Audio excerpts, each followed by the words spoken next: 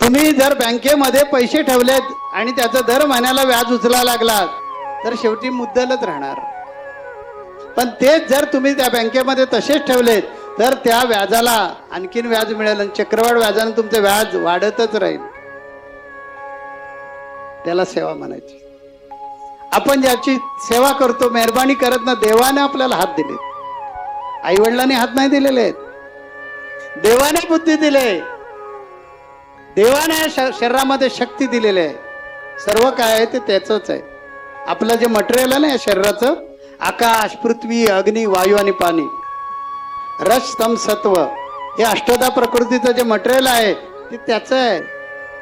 आपण ज्या वेळेला जातो त्या रस, तम, सत्व आत्माच भावाबरोबर निघून जातो शरीरातून, आत्म्याबरोबर निघून जातो. आत्मा कधीच नाश पावत नाही, कारण आत्मा एक ऊर्जा आहे आणि ऊर्जा विज्ञान सांगतं कधीच संपत नाही, ऊर्जा रूपांतरित होते. हा विज्ञानाचा सिद्धांत आहे.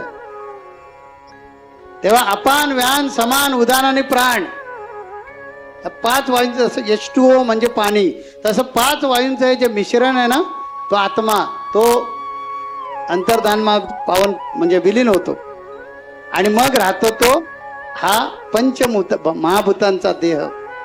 त्यातला शिव गेला की शव तयार राहतं.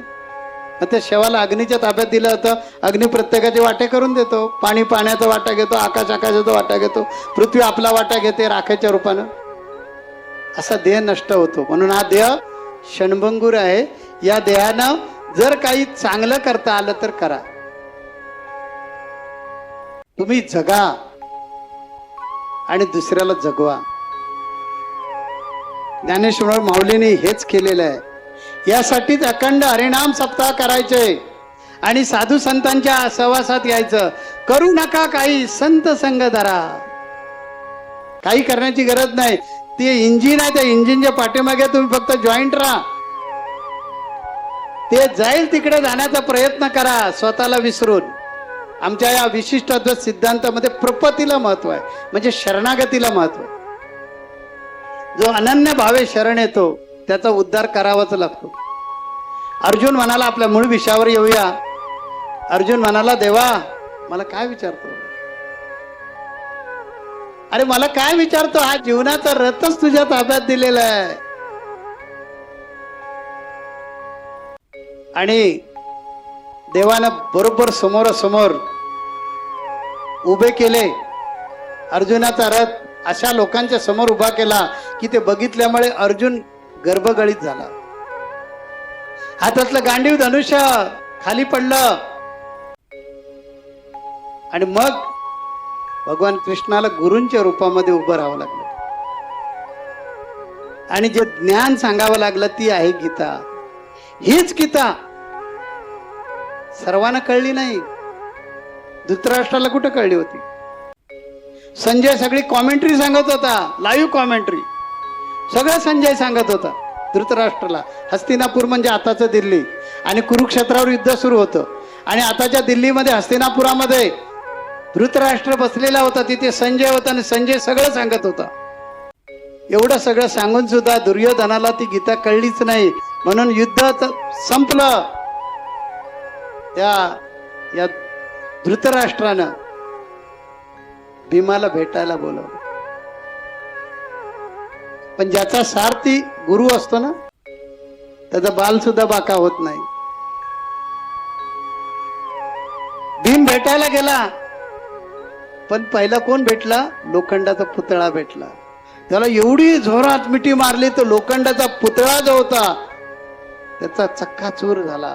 म्हणजे किती राग होता. एवढं सगळं ऐकून सुद्धा ती जी गीता आहे अर्जुन ऐकत होता, ती गीता सुद्धा धृतराष्ट्र ऐकत होता.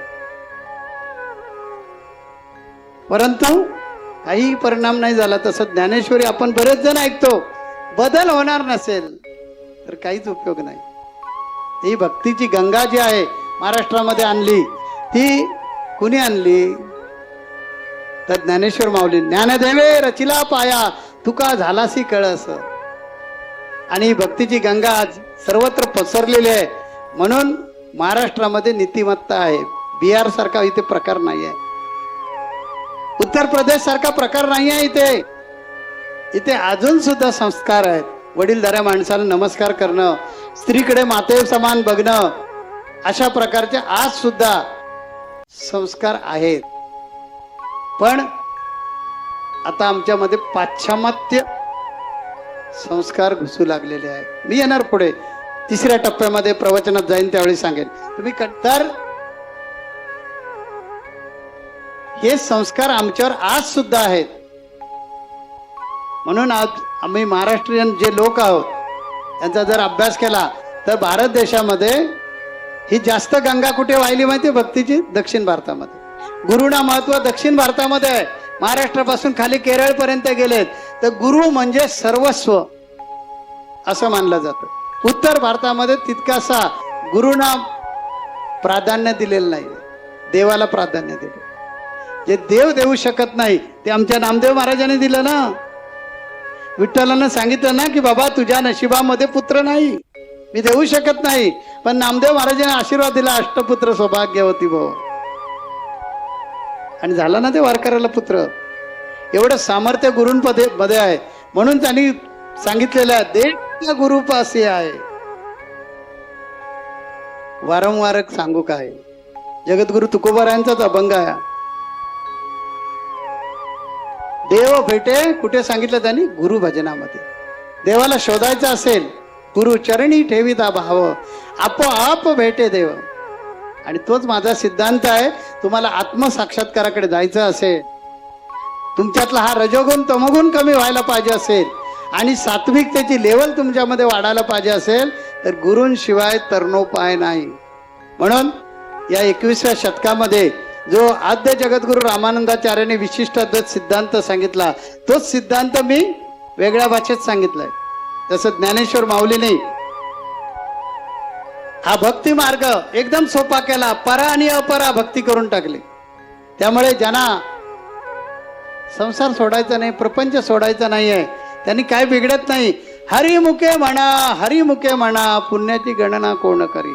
अरे संसार प्रपंच सोडायची गरज नाही. संसारात राहा, प्रपंच कर, फक्त मुखातून नामस्मरण कर. अशा प्रकारचा सोपा मार्ग सांगितला. आज तेच मी सांगितलेलं आहे की जर तुमचा उद्धार व्हायला पाहिजे असेल तर आता देव बोंबी हिरा मस्तकी तुरा कर कटेवर उभा विटेवर येऊन भेटणार नाहीये. भेटणार आहेत ते गुरु, सद्गुरु भेटणार आहेत.